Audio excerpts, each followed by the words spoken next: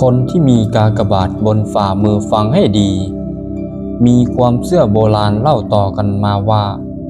ก่อนนอนคืนนี้ มีเรื่องหนึ่งที่ไม่ควรทำ หากไม่อยากพลาดจังหวะสำคัญในชีวิต หลายคนมองว่าเป็นเพียงแค่เรื่องเล่า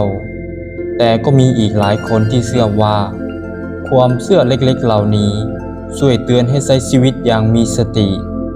และบางครั้งก็กลายเป็นจุดเริ่มต้นของการเปลี่ยนแปลงครั้งใหญ่ ก่อนจะรับชมจนจบ ลองสังเกตฝ่ามือของตัวเองดูสักนิด หากคุณมีกากบาทอยู่กลางฝ่ามือ หรือบริเวณที่หลายคนเชื่อว่าเป็นตำแหน่งพิเศษ คลิปนี้อาจเป็นอีกหนึ่งเรื่องราวที่คุณสนใจ และถ้าคุณเคยได้ยินคำบอกเล่าจากผู้ใหญ่เกี่ยวกับลายมือแบบนี้ อย่าเพิ่งเลื่อนผ่านเด็ดขาด เพราะช่วงท้ายของคลิปมีความเชื่อที่หลายคนบอกว่าควรฟังก่อนเข้านอน ในตำราโบราณหลายสำนักมีการตีความหมายว่า กากบาทบนฝ่ามือเป็นสัญลักษณ์ของคนที่มีความมุ่งมั่นผ่าน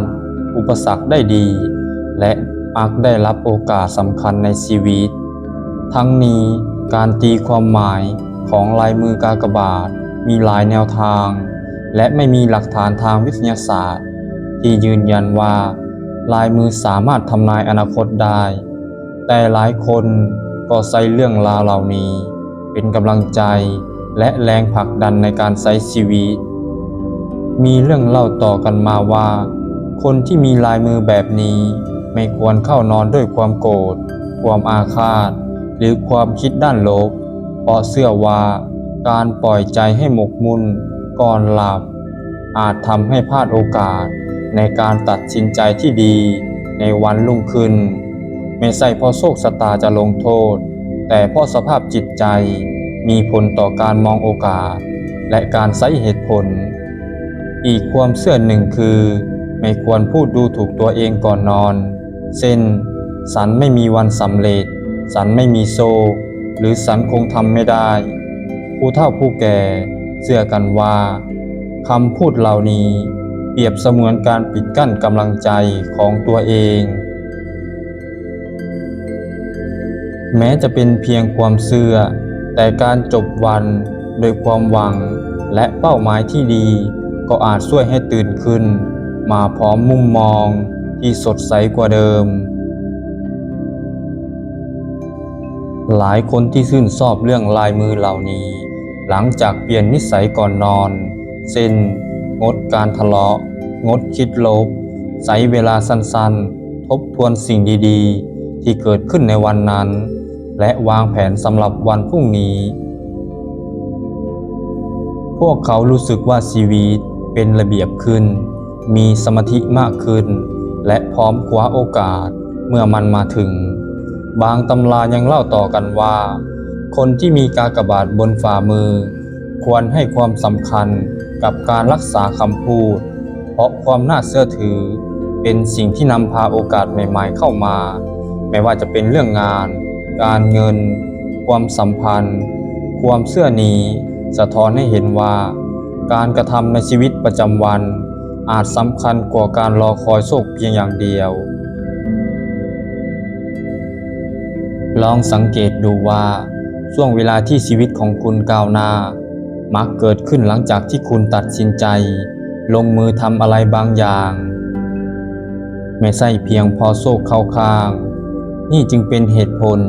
ที่หลายคนมองว่าลายมือเป็นเพียงเครื่องเตือนใจ ไม่ใช่ตัวกำหนดอนาคต มีคำกล่าวโบราณที่น่าสนใจ โอกาสมักมาหาคนที่เตรียมตัวพร้อม ไม่ว่าคุณจะเชื่อเรื่องราวเหล่านี้หรือไม่ การเตรียมตัวพัฒนาทักษะ ดูแลสุขภาพ และรักษาความสัมพันธ์ที่ดีกับผู้คนรอบตัว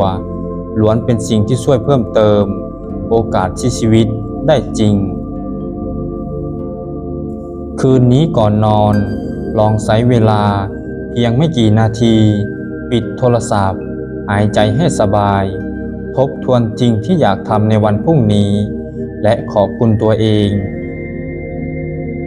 แต่หลายคนพบว่าการทำเช่นนี้ช่วยพักผ่อนได้ดีขึ้นและเริ่มต้นวันใหม่ด้วยพลังที่มากกว่าเดิมหากคุณเป็นคนหนึ่งที่มีกากบาทบนฝ่ามือและเคยได้ยินเรื่องราวเกี่ยวกับลายมือนี้ลองมองคลิปนี้เป็นแรงบันดาลใจในการใช้ชีวิตมากกว่าการตัดสินใจอนาคตเพราะสุดท้ายแล้วการตัดสินใจของคุณในแต่ละวันจะทำให้คุณพบเรื่องราวดีๆและสร้างผลลัพธ์ในระยะยาว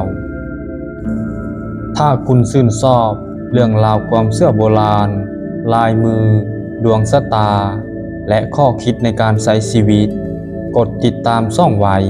เพราะยังมีหลายเรื่องราวที่นำเสนอมุมมองของความเชื่อวัฒนธรรมและแรงบันดาลใจโดยเปิดโอกาสให้ทุกคนใช้วิจารณญาณในการรับชมและเลือกนำสิ่งที่เป็นประโยชน์ไปปรับใช้ในชีวิตของตนเองยังมีอีกความเชื่อหนึ่งที่ผู้เฒ่าผู้แก่หลายพื้นที่เล่าต่อกันมานั่นคือคนที่มีสัญลักษณ์พิเศษนี้ไม่ว่าจะเป็นคนกากบาทกลางฝ่ามือหรือบริเวณอื่นๆก็ตามตำราที่แตกต่างมักถูกเตือนให้อย่าประมาทกับโอกาสเล็กๆในชีวิตเพราะหลายครั้งสิ่งที่ดูเหมือนว่าไม่สำคัญอาจกลายเป็นจุดเปลี่ยนที่คาดไม่ถึงหลายคนที่ชื่นชอบเรื่องลายมือเหล่านี้หลังจากเปลี่ยนนิสัยก่อนนอนเช่นงดการทะเลาะงดคิดลบใช้เวลาสั้นๆทบทวนสิ่งดีๆที่เกิดขึ้นในวันนั้นและวางแผนสำหรับวันพรุ่งนี้พวกเขารู้สึกว่าชีวิตเป็นระเบียบขึ้นมีสมาธิมากขึ้นและพร้อมคว้าโอกาสเมื่อมันมาถึงบางตำรายังเล่าต่อกันว่าคนที่มีกากบาทบนฝ่ามือควรให้ความสำคัญกับการรักษาคำพูดเพราะความน่าเชื่อถือเป็นสิ่งที่นำพาโอกาสใหม่ๆเข้ามาไม่ว่าจะเป็นเรื่องงานการเงินความสัมพันธ์ความเชื่อนี้สะท้อนให้เห็นว่าการกระทำในชีวิตประจำวันอาจสำคัญกว่าการรอคอยโชคเพียงอย่างเดียวในตำราโบราณหลายสำนักมีการตีความหมายว่ากากบาทบนฝ่ามือเป็นสัญลักษณ์ของคนที่มีความมุ่งมั่นผ่านอุปสรรคได้ดีและมักได้รับโอกาสสำคัญในชีวิตทั้งนี้การตีความหมายของลายมือกากบาทมีหลายแนวทางและไม่มีหลักฐานทางวิทยาศาสตร์ที่ยืนยันว่าลายมือสามารถทำนายอนาคตได้แต่หลายคนก็ใช้เรื่องราวเหล่านี้เป็นกำลังใจและแรงผลักดันในการใช้ชีวิตมีเรื่องเล่าต่อกันมาว่าคนที่มีลายมือแบบนี้ไม่ควรเข้านอนด้วยความโกรธความอาฆาตหรือความคิดด้านลบเพราะเชื่อว่าการปล่อยใจให้หมกมุ่นก่อนหลับ